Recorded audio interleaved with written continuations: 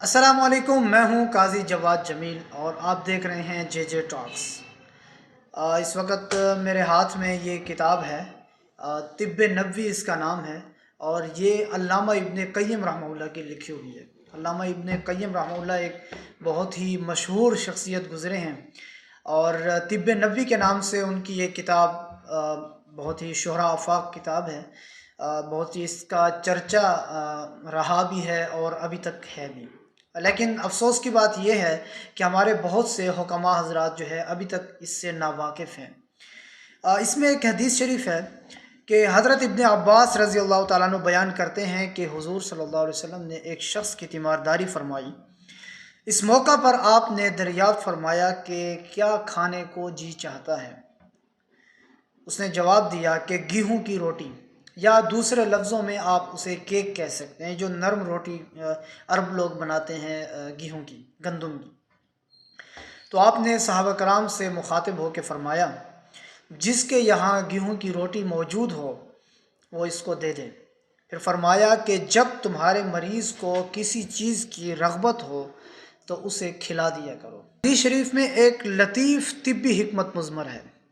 जब कुछ लोग ऐसे होते हैं कि जब वो कोई चीज़ उनको मना होती है, डॉक्टर की तरफ से, हुक्मा की तरफ से मना होती है कि आपने ये चीज़ इस्तेमाल नहीं करनी, आपके लिए नुकसानदेह है, लेकिन दूसरी तरफ मरीज़ कहता है कि मैंने फ़लाँ चीज़ इस्तेमाल की थी, मेरा जी चाह रहा था और मुझे उसका कोई नुकसान नहीं हुआ, मुझे तो ख़ास नुकसान नहीं हुआ और मैं ऐसे खा ली मैंने ये वो वगैरह।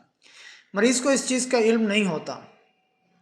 जबकि यहाँ पे एक बहुत बड़ी तिब्बी हिकमत मुज़मर है, क्योंकि हमारे लिए जो रसूलुल्लाह सल्लल्लाहु अलैहि वसल्लम के अक़वाल हैं और हर फ़ेल में आप अलैहिस्सलातु वस्सलाम के हर फ़ेल में एक हिकमत मुज़मर होती है, कह सकते हैं, जो नरम रोटी अरब लोग बनाते हैं गेहूं की, गंदम की। तो आपने सहाबा कराम से मुखातिब हो के फरमाया, जिसके यहाँ गेहूं की रोटी मौजूद हो वो इसको दे दे।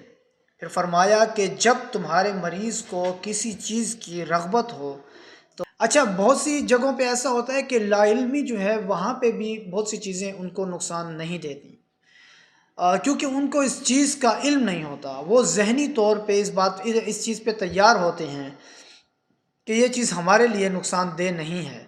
जब जहन इस तरफ माइल होता है तो वो चीज़ जब मैदे में पहुंच जाती है, उनकी आंतों तक पहुंच जाती है, उनको नुकसान नहीं पहुंचा पाती। अगर नुकसान पहुंचाती है तो उसका नुकसान बहुत कम होता है। शुगर के पेशेंट हमारे मुल्क में बहुत ज़्यादा हैं। तो अगर आप किसी भी पेशेंट को कह दें कि आपके लिए गंदम की रोटी नुकसानदेह है, अब गंदम की रोटी चूँकि वो शौक़ से खाता है और उसको वो लाइल्म है इस बात से कि मेरे लिए, वो कहता है कि मेरे नुकसानदेह नहीं है, तो जब आप उसको मना करेंगे कि आपके लिए नुकसानदेह है, तो मेरा ख़्याल है कि बहुत से लोग ऐसे होंगे कि जो गंदम की एक रोटी खाएंगे उसके बाद उनका शुगर लेवल बढ़ जाएगा। दूसरी सूरत में उनका शुगर लेवल नहीं बढ़ता, सुबह भी रोटी खाते हैं, दोपहर को भी खाते हैं, रात को भी खा रहे होते हैं। इसी तरह हाई ब्लड प्रेशर के पेशेंट आते हैं। अब नौशादर जो है उनको नुकसान नहीं पहुंचाती। अब नौशादर आम सी चीज़ है, तकरीबन ये जो मैदे की बहुत सी ऐसी अद्वियात होती हैं या निज़ाम हज़म के लिए बहुत सी ऐसी अद्वियात होती हैं जिनमें नौशादर का इस्तेमाल आम होता है।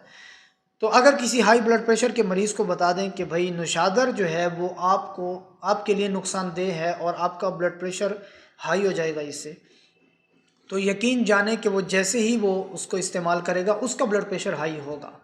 तो यहाँ पे भी इस हदीस शरीफ में भी यही चीज़, यही हिकमत मुज़मर है कि कोई चीज़ अगर बायस नुकसान भी होगी आपके लिए, तो अगर कोई मरीज़ उस चीज़ को रग़बत से और शौक़ से खाएगा, वो अव्वल तो उसके लिए नुकसानदेह नहीं होगी, अगर नुकसान पहुँचाएगी तो बहुत ही कम नुकसान पहुँचा पाएगी। आप अपना ख्याल रखें, अपने घर वालों का ख्याल रखें, हमारे साथ रहें। अल्लाह हाफ़िज़।